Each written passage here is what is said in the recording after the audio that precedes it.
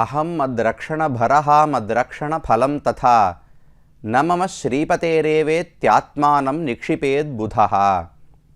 சுவாமி வேதாந்த தேசிகன் காஞ்சிபுரம் வரதராஜ பெருமானை குறித்து ஞாச தசகம் என்கிற அழகான ஸ்தோத்திரத்தை இயற்றினார். அதில் தேவப்பெருமாள் திருவடிகளே தனக்கு சரண் என்று பற்றுகிறார். அதை பார்த்தோம் என்றால் நாமும் எப்படி சரணாகதி செய்ய வேண்டும் என்பதை புரிந்து கொள்ளுகலாம். அதில் இந்த ஸ்லோகத்தில் தெரிவிப்பது, பகவானிடத்தில் அனைத்தையும் சமர்ப்பித்து விட வேண்டும், நானும் பகவானுடையவன் என்று கொடுத்து விட வேண்டும், என்னை ரட்சிக்கும் பொறுப்பும் என்னுடையதல்ல பகவானுடையது என்று சமர்ப்பிக்க வேண்டும், என்னை ரட்சிப்பதால் ஏற்படும் ஆனந்தமும் எனக்கு அல்ல பகவானுக்கே மகிழ்ச்சி என்று பயனையும் அவரிடத்தில் சமர்ப்பித்து விட வேண்டும். ரட்சிக்கப்படும் நானும் அவருக்கு சொந்தம், என்னை ரட்சிக்கும் பொறுப்பும் அவருடையது, ரட்சித்தால் ஏற்படும் மகிழ்ச்சியும் அவருடையது என்று எவன் புரிந்து கொள்ளுகிறானோ அவன்தான் சிறந்த ஞானியாவான். அப்படி அனைத்தையும் பகவானிடத்திலே சமர்ப்பிப்பதுதான் சரணாகதி என்று வேதாந்த தேசிகன் கூறுகிறார்.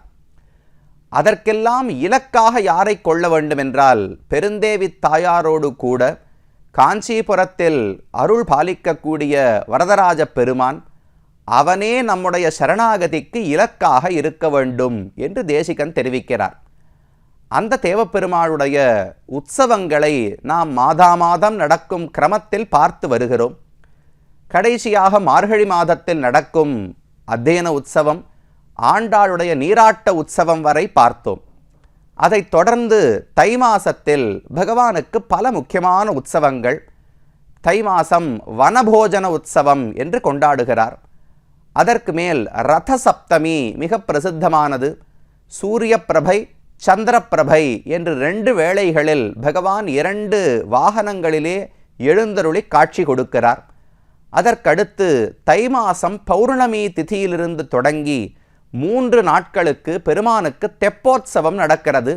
அனந்த சரஸ் என்று இந்த கோவிலுக்குள்ளேயே புஷ்கரணி இருக்கிறதே, அந்த புஷ்கரணியிலே பெரிய தெப்பத்தை கட்டி பெருமானும் பெருந்தேவி தாயாருமாக சேர்ந்து எழுந்தருளி 3 நாட்களுக்கு அங்கு தெப்போற்சவத்தை கண்டருளுகிறார்கள். இதெல்லாம் தை மாசம் நடக்கக்கூடிய உற்சவங்கள். அதுக்கு மேலே மாசி மாசமும் பல தெப்பங்கள். பகவானுக்கு இந்த ஒரு குளம் அனந்த புஷ்கரணியில் மட்டும் தெப்பம் கிடையாது, இன்னும் பல இடங்களுக்கு பகவான் எழுந்தருளுகிறார். மாசி மாசத்தினுடைய வளர்பிறை தசமி அன்றைய தினம் தென்னேரி என்று அருகில ஒரு கிராமம் இருக்கிறது. அந்த இடத்துக்கு எழுந்தருளி அங்கு பகவான் தெப்போற்சவம் கண்டருளுகிறார். தென்னேரி தெப்பம் என்று அதை அழைப்பார்கள். அதற்கடுத்தது மாசி மாசத்தினுடைய பௌர்ணமி அன்று ராஜகுளம் தெப்போற்சவம் என்று நடக்கிறது. அதுவும் மிகப்பெரிய குளம். அங்கு பகவானுக்கு அழகான தெப்பம் கட்டி அதில் பல முறை சுற்றி வந்து பக்தர்களுக்கு அங்கும் சென்று காட்சி கொடுக்கிறார். காஞ்சிபுரத்தில் மட்டும் தெப்பம் கண்டறினால் போராதா என்றால் ஆங்காங்கு இருக்கும் பக்தர்கள் எப்படி அதை தரிசிப்பது? எல்லாரும் காஞ்சிபுரத்துக்கு வர வேண்டும் என்றால் முடியுமா? பகவான் அன்றைக்கே சென்ட்ரலைசேஷன் பிடிக்காது போல் இருக்கு. எல்லாரும் தலைநகரத்துக்கு வர வேண்டும், எல்லாரும் காஞ்சிபுரத்தில் வந்து தரிசிக்க வேண்டும் என்று அவர் எதிர்பார்க்கவில்லை. நான் தென்னேரிக்கு வருகிறேன், நான் வேறு இடத்துக்கு சீவரத்துக்கு வருகிறேன். தை மாசம் உற்சவங்கள் எல்லாம் பார்த்தோம் இல்லையோ, தை சங்கராந்தி அன்றைக்கு பெருமானுக்கும் ஆண்டாளுக்கும் உற்சவம் உண்டு. அன்று இரவு புறப்பட்டு பழைய சீவரம் என்று ஒரு இடம் இருக்கு, அங்க ஒரு சின்ன மலை இருக்கு. அந்த மலைக்கு பகவான் எழுந்தருளுகிறார். சீவரம் பாரிவேட்டை உற்சவம் என்று சொல்லுவார்கள். கனு அன்றைக்கு அந்த உற்சவத்தை கண்டருளுகிறார். அங்க மேல போய் அங்க ஒரு நரசிம்ம பெருமானுடைய சன்னதி இருக்கு. அப்ப தேவப்பெருமாள், நரசிம்ம பெருமாள், இன்னொரு 3 பெருமாள்கள், திருமுக்கூடல் என்று பக்கத்துல ஒரு இடம், அங்க இன்னொரு 3 பெருமாள்கள் வருகிறார்கள். எல்லாரும் சேர்ந்து அந்த இடத்துல பாரிவேட்டை கண்டருளி மறுபடியும் சீவரத்துக்கு வந்து அன்று இரவு புறப்பட்டு அடுத்த நாள் காலை பகவான் வந்து சேருகிறார். எதுக்கு சுவாமி உற்சவம் இத்தனை கொண்டாடுகிறார்? சித்ரா பௌர்ணமி உற்சவத்துக்கு ஐயங்கார் குளம் எழுந்தருளுகிறார்னு சொன்னேனே, போகும்போது அவருக்குன்னு ஒரு சின்ன கூண்டு மாதிரி ஒன்று இருக்கு. கண்ணாடி போட்டு மேனா பல்லக்குன்னு தெரிவிப்பார்கள். பார்த்தா மரத்துல ஒரு கூண்டு போல இருக்கும். அதுக்குள்ளத்தான் பெருமாள் எழுந்தருளி இருப்பார். அதோடு கூட சின்ன சின்ன தெருக்கள், சின்ன சின்ன கிராமத்துக்கெல்லாம் போவார். அந்த கிராமத்துல நாம போனா பெருமாள் எங்கேயோ இருக்காரேன்னு காரில் உட்காந்துட்டு தேடிட்டு போறோம்னு வச்சுங்களேன், அந்த தெருவுக்குள்ள காரே போகாது. ஆனால் பெருமாளுடைய பல்லக்கு போகிறது. அப்படி கிராமம் கிராமமாக ஒவ்வொருத்தருக்கும் காட்சி அளிக்கிறார். ஐயங்கார் குல உற்சவத்திலும் சரி, தென்னேரி தெப்பம், ராஜகுளம் தெப்பம், அதை போல சீவரத்துக்கு எழுந்தருளும் போது பல இடங்களுக்கும் சென்று ஆங்காங்கு பக்தர்களுக்கு அருள் பாலித்து கொண்டு வருகிறார். அந்த ராஜகுளம் தெப்பம் பௌர்ணமி என்று நடக்கிறது.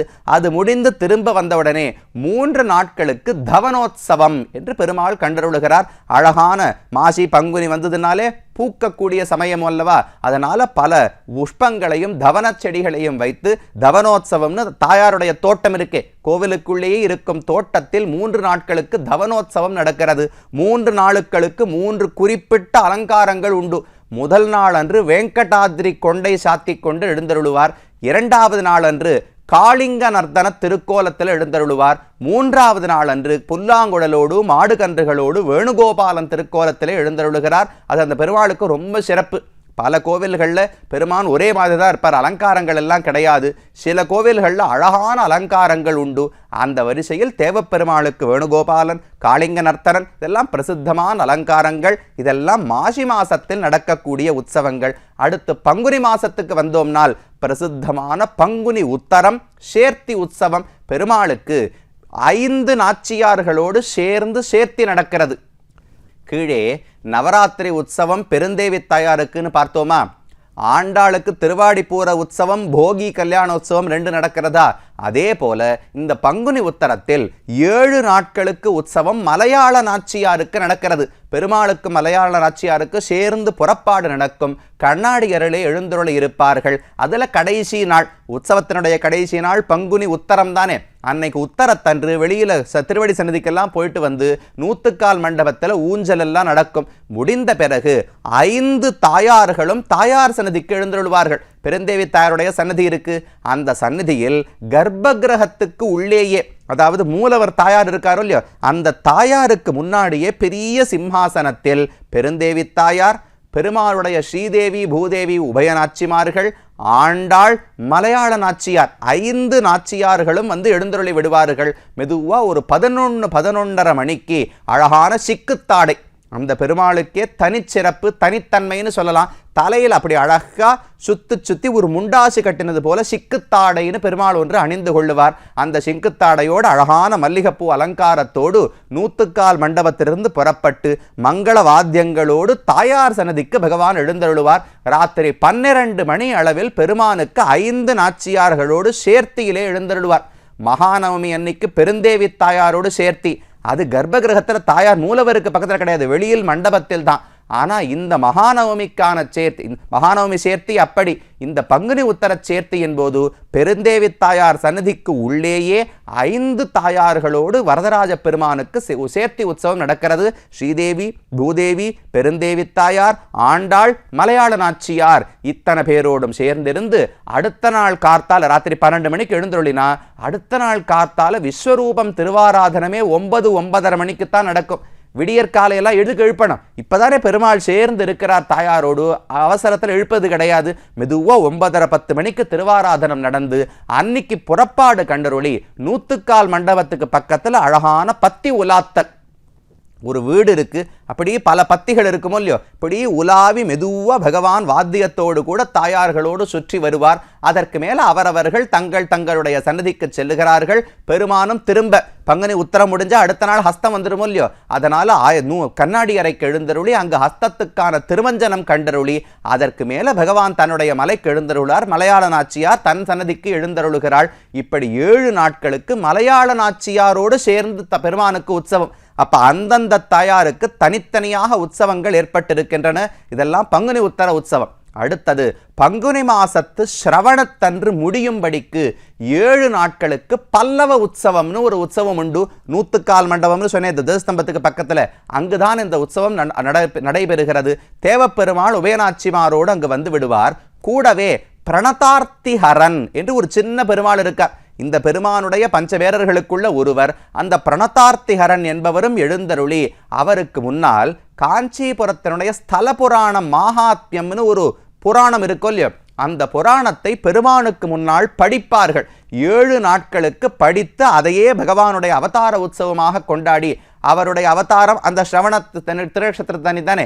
3வது நாள் அன்று இந்த கட்டம் பெருமானுடைய அவதார கட்டம். பிரம்மா யாகம் செய்தார், அதில் வபாஹோமம் நடந்தது, அந்த வேள்வியிலிருந்து தேவப்பெருமாள் தோன்றினார். இதெல்லாம் 3வது நாள் அன்று படிக்கப்படுகிறது. மொத்த 7 நாட்களுக்கு உற்சவம் நடக்கிறது. இதெல்லாம் பல்லவ உற்சவம் என்று கொண்டாடப்படுகிறது. சின்ன பெருமாள் பிரணதார்த்திஹர வரதன்னு பெயர். பிரணத ஆர்த்திஹரன், பக்தர்கள் அடியார்களுடைய தாபங்கள், கொதிப்பு, கவலை அனைத்தையும் திருடக்கூடியவன் பகவான். அந்த சின்ன பெருமாளோடு கூட தேவப்பெருமாள் எழுந்தருளுகிறார். அது பங்குனி சிரவணம் முடியக்கூடிய உற்சவம். அடுத்தது பங்குனி உத்தரட்டாதி, அது ரொம்ப முக்கியமான உற்சவம். உடையார்பாளையம் உற்சவம்னு கொண்டாடப்படுகிறது. காஞ்சிபுரத்துக்கு அருகிலே உடையார்பாளையம்னு ஒரு சின்ன ஊர் இருக்கு. அந்த இடத்தில் கிட்டத்தட்ட 22 ஆண்டுகளுக்கு தேவப்பெருமாள் எழுந்தருளி இருந்தார். 1688 தொடங்கி 1710 ஆண்டு வரை அந்த உடையார்பாளையத்தில் தான் பெருமாள் அடைக்கலம் நாடி இருந்தார். பல அந்நியர்களுடைய படையெடுப்பின் காரணமாக காஞ்சிபுரத்தில் இருக்க முடியவில்லை. அதனால் இங்கிருந்து புறப்பட்டு உடையார்பாளையத்தில் எழுந்தருள் இருந்தாராம். அதற்கு பிறகு இங்கிருந்த உபதிரவம் எல்லாம் தீர்ந்த பிறகு மறுபடியும் பெருமான் காஞ்சிபுரத்துக்கு எழுந்தருளினார். அதற்கு நினைவாக இன்றைக்கும் அந்த பங்குனி மாசம் உத்தரட்டாதிக்கு உடையார்பாளையம் உற்சவம் என்று பெருமான் கொண்டாடுகிறார். இப்படி 12 மாதங்களிலும் எத்தனையோ உற்சவங்கள், தொன்று தொட்டு பல அரசர்கள் இந்த பெருமானுக்கு கைங்கரியம் செய்திருக்கிறார்கள். பல்லவ மன்னர்களுடைய தலைநகரம் தானே, காஞ்சியையே தலைநகரமாக கொண்டு பல்லவர்கள் ஆண்டு வந்தார்கள். மேற்கு கோபுரம், இன்னைக்கு இருக்கிற பெரிய ராஜகோபுரம் இருக்கே, அதை கட்டினவர்களே பல்லவ மன்னர்கள் தான். கிருஷ்ணதேவராயர் விஜயநகரத்திலிருந்து கிருஷ்ணதேவராயர் தான் கிழக்கு கோபுரத்தையும் புண்ணியகோட்டி விமானத்தினுடைய செப்பனிடும் காரியத்தையும் செய்தாராம். அச்சுத தேவராயர் என்றிருந்தவர் நிறைய தங்கம் இந்த கோவிலுக்கு தானம் செய்திருக்கிறார். திருமலை நாயக்கர், நாயக்க வம்சத்தைச் சேர்ந்தவர்கள் பல ஆபரணங்களை சமர்ப்பித்திருக்கிறார்கள். இதெல்லாம் கூட ஆச்சரியம் கிடையாது. ஆங்கிலேயர்கள் வந்து பல நாட்கள் ஆண்டார்களோடு நம்முடைய தேசத்தை. அதுல கிளைவ் அப்படின்னு ஒருத்தரை பற்றி கேள்விப்படுறோமோ இல்லையோ, அந்த ராபர்ட் கிளைவ் என்பவர் இந்த பெருமானுக்கு பிரார்த்தித்து கொண்டு ஒரு மகரகண்டிகை அப்படின்னு ஒரு பச்சை கல் வைத்த ஒரு அழகான பதக்கம், அந்த மகரகண்டிகையை இந்த பெருமானுக்கு சமர்ப்பித்திருக்கிறார். இப்பவும் சில முக்கியமான உற்சவங்களுக்கு அந்த கிளைவ் பதக்கம்னு சொல்லுவார். அந்த ராபர்ட் கிளைவ் சமர்ப்பித்த ஆபரணத்தையும் பகவான் வாங்கி அணிந்து கொள்ளுகிறார். யாராக இருந்தாலும் பக்தியோடு உள்ளத்தில் அன்போடு சமர்ப்பித்தால் பகவானுக்கு பொதுதான், அனைத்தையும் ஏற்றுக்கொள்ளுகிறார். இப்படி எத்தனையோ உற்சவங்கள், எத்தனையோ திருக்கோலங்கள், இவை அனைத்தோடும் இருக்கும் தேவப்பெருமாள் தான் நமக்கும் சரண். பிள்ளைப்பெருமாள் ஐயங்கார் தன்னுடைய 108 திருப்பதி அந்தாதியில் பாடுகிறார். பொருளாசை மண்ணாசை பூங்குழலார் போகத் திருளாசை சிந்தித் திராரே, அருளாளன் கச்சித் திருப்பதியாம் அத்தியூர் கண்ணந்தாள் இச்சித் திருப்பதியாய் என்று. அத்தியூரில் இருக்கக்கூடிய தேவப்பெருமாளுடைய தாள்கள், அவனுடைய திருவடிகளின் பெருமையை அறிந்தவர்கள், அந்த திருவடிகளை ஆசைப்படக்கூடியவர்கள் உலகத்தில் வேற எதையுமே ஏறெடுத்தும் பார்க்க மாட்டார்கள். பொருளாசை அவர்களுக்கு இருக்காது, மண்ணாசை அவர்களுக்கு இருக்காது, பூங்குழலார் போகத்திருளாசை பெண்களோடு இருக்கும் கலவி ஆசையும் அவர்களுக்கு இருக்காது.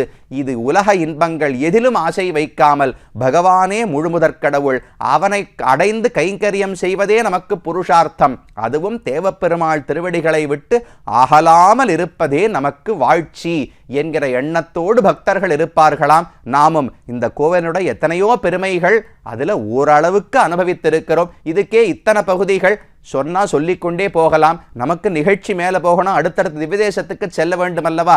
அதனால் இதோடு காஞ்சிபுரத்தினுடைய அனுபவத்தை முடித்து கொண்டு தேவப்பெருமாள், பெருந்தேவி தாயார், வரதராஜன், தேவாதிராஜன் மூலவர் அனைவருக்கும் நம்முடைய வணக்கங்களை தெரிவித்துக் கொண்டு இங்கிருந்து பாடி இந்த பகவானை ரட்சித்து வரும் ஆச்சாரியர்கள் அனைவருக்கும் நம்முடைய நன்றியையும் தெரிவித்துக் கொண்டு காஞ்சிபுரம் தேவராஜ பெருமான் திருமறையிலிருந்து விலகுவோம். அடுத்த திவ்யதேசத்தை நோக்கி செல்லுவோம்.